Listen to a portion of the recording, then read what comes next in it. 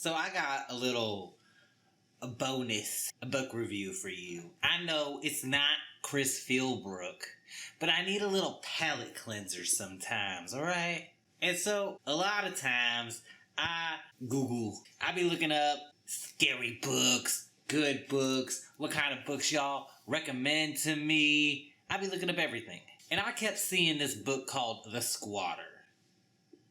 And that sounds real good to me. I love hobos. They basically my kin. And my mind started going wild.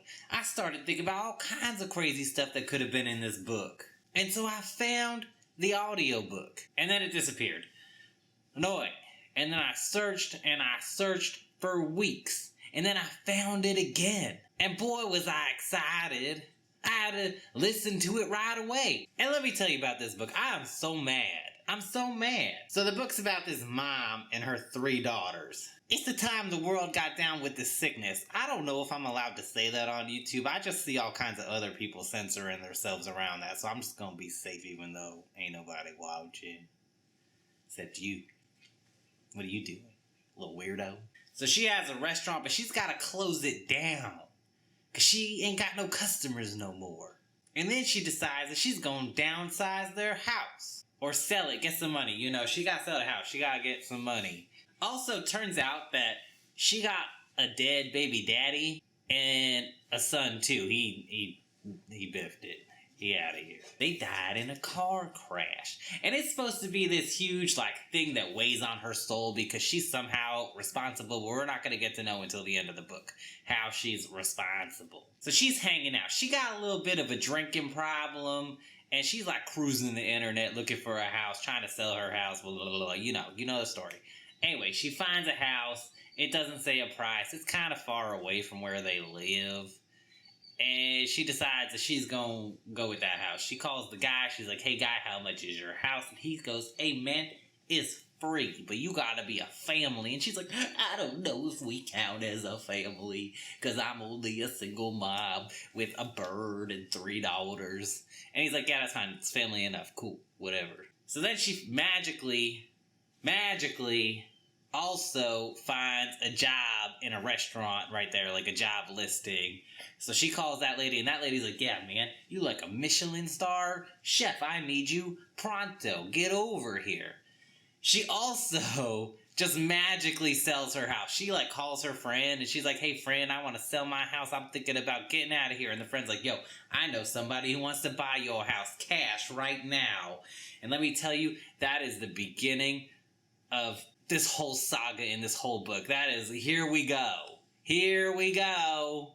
Here we go.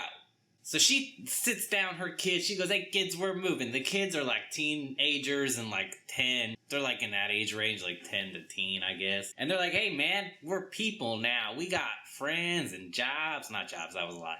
We got friends, all right? You can't separate me. And the mom's like, yo, man, y'all got TikTok and all that. But you talk to your friends on Zoom and all that. I don't care. We're moving. I need to get out of here. Kids are mad, but she doesn't care. So she gets her little friend that was going to sell the house. They go look at the house. They think the guy's kind of creepy, but she's like, yo, this is a mansion. This is this big old house. I'm about to live in it. But she's a little sketched out. She keeps being like, hey, free. And the man's like, yeah, free. All right, free. Something about keeping it in his family, but he's the last one, so he's trying to make sure that the new family is right, or something like that. It's not worth reading, so don't even bother with the details. So of course she's gonna take it. Big mansion, got a big yard, big woods, blah blah blah. Doesn't matter. Packs up them kids and the bird, it's a cockatoo. And they move in. Kids are miserable, they hate it. But they kind of also that they got all this space now. Also, one of the daughters live streams on TikTok to her friends. And she's apparently got some kind of following. She's the oldest one. She's 16. But then, of course, weird stuff starts happening around the town. She goes to her job interview. Goes, great. The lady's like, yeah, you're going to start soon. And then that lady, the job interview lady, she finds out that the mom moved into the spooky house So now she can't work there, but she's not going to tell her for like a long time. This mom just goes like straight weeks without working and not even like calling this lady to see when she starts. But she gets the kids all enrolled in school and they're having a bad time because all the other kids are like, hey, y'all live in the spooky house. There's demons in that house. We can't be friends with you. We think you're losers. And the mom's mad. She spends a lot of the book just creating problems for these kids. But I saw some reviews that was talking that she was like a narcissistic mom and she was supposed to be written that way. But I kind of I didn't really see it. But maybe because I was raised with some weird parents that I got my own issues I gotta work out. I don't know. So anyway, cut to the chase. The mom starts seeing some spooky little ghosts around, the bird seeing a little ghost around, and the mom starts, trying to like investigate on the sly without spooking out the children. But then, of course, stuff starts getting crazy. So she goes to the guy who owns the house. She's like, man, you gotta tell me now because there is definitely a spooky little ghost in this house. And I'm mad. I thought it was gonna be a real squatter, like a person, like a real human being. Not a stupid ghost. I'm so mad. And here's why I'm mad. Because first off, free house. I could barely pay my rent. And you just get free big old farmhouse to yourself? Ghost or not, I don't care. Because that's the second thing. I'm not afraid of no ghosts. Because I would rather know that there's some kind of afterlife than the nothing. Especially if I had some dead husband and some dead kid that I'm crying about every other page, but not really because they don't really matter. So this lady's just getting all kinds of things handed to her. And that's just the tip of it. Then the guy who owns the house is like, yeah, man, there's a ghost in that house. But don't worry, it's just a little kid, just a little boy who lost his family, and that's why I wanted a family to move in, but a broken family, because he needs someone that's gonna accept him. So the mom's like, yeah, I'm gonna accept him. Cool. I'm gonna go home. I'm gonna treat this little boy ghost like one of my own kids. And she kinda does, but he does like creepy stuff. Like she's holding one of her daughters in the kitchen, and he like climbs up her and possesses the daughter and then shows his face on the daughter's face. Or he like steals her phone and is recording them while they're sleeping. And he hangs out in the fireplace and says, peekaboo mommy, peekaboo mommy. And he taught the bird how to say that. So I guess it could have been creepy. But then the mom meets this other guy who wants to date her. And he starts telling her like, hey man, that's not a little boy. That's actually a little person. And he was a serial killer. And she's like, yo, that's crazy. But I got this better idea. I'm gonna film him and I'm gonna make a YouTube channel. So she does. She films the ghost and she makes a YouTube channel. And here's also where I'm mad.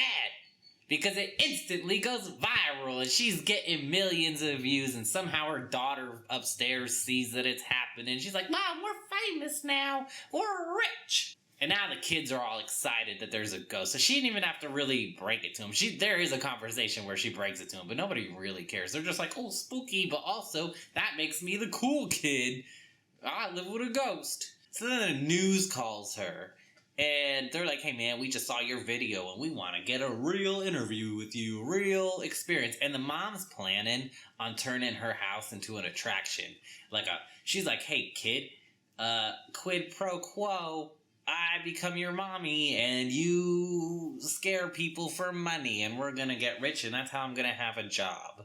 So the news comes over. I'm mad because she just got a free house. Her YouTube just blew up for no reason. And she knows the ghosts are real. So she could just go back to her own home and see her husband and her kid. Oh, I almost forgot. You find out around this time in the book that it's secretly her fault. The thing that she's been weighing on her mind or whatever about the whole time doesn't really matter.